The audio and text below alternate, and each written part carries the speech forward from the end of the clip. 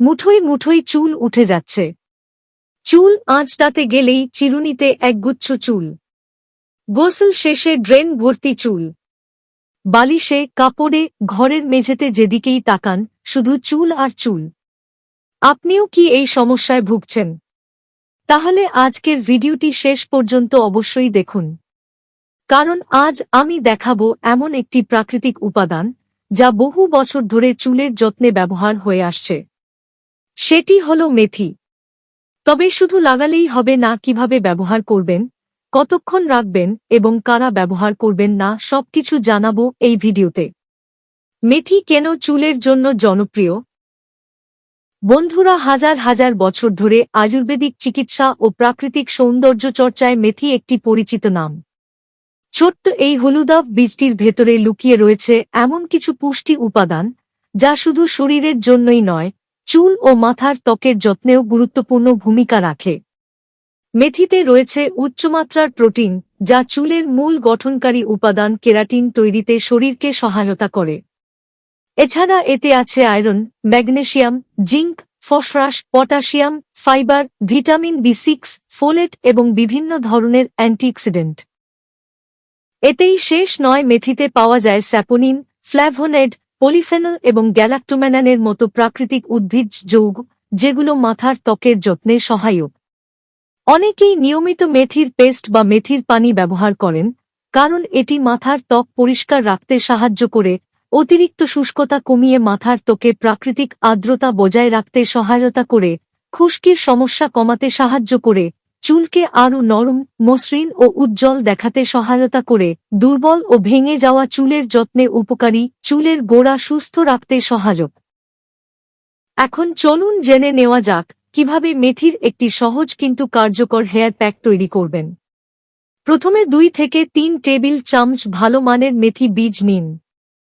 এরপর একটি পরিষ্কার পাত্রে পর্যাপ্ত পানি দিয়ে সারা রাত অর্থাৎ 8 থেকে 12 ঘন্টা ভিজিয়ে রাখুন। এতে মেথির বীজ নরম হয়ে যাবে এবং সহজে পেস্ট করা যাবে। পরদিন সকালে ভেজানো পানি আলাদা করে রাখুন। এরপর মেথি বীজ ব্লেন্ডার বা শিলপাটায় ভালোভাবে বেটে একেবারে মসৃণ পেস্ট তৈরি করুন।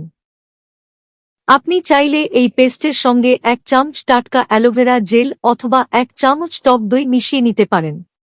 অ্যালোভেরা মাথার ত্বককে ঠান্ডা রাখতে সাহায্য করে, আর টক দই চুলকে আরও নরম ও মসৃণ অনুভব করাতে সহায়তা করে।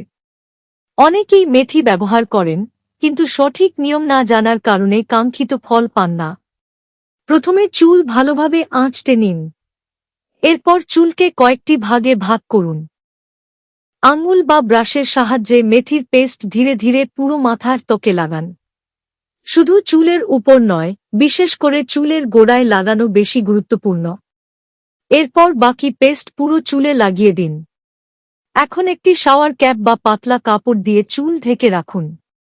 30 থেকে 40 মিনিট অপেক্ষা করুন। এখন মেথি ভেজানো এই পানিটি চুল ধোয়ার আগে ব্যবহার করেন। এরপর কুসুম গরম বা স্বাভাবিক তাপমাত্রার পানি দিয়ে ধুয়ে ফেলুন এবং শেষে হালকা শ্যাম্পু ব্যবহার করুন। সপ্তাহে 1 থেকে 2 বার ব্যবহার করাই যথেষ্ট।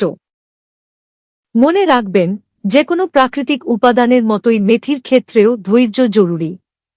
যখন 1 বা 2 বার ব্যবহার করবেন, তখন আপনি নিজেই এর ফলাফল পাচ্ছেন কিনা বুঝতে পারবেন।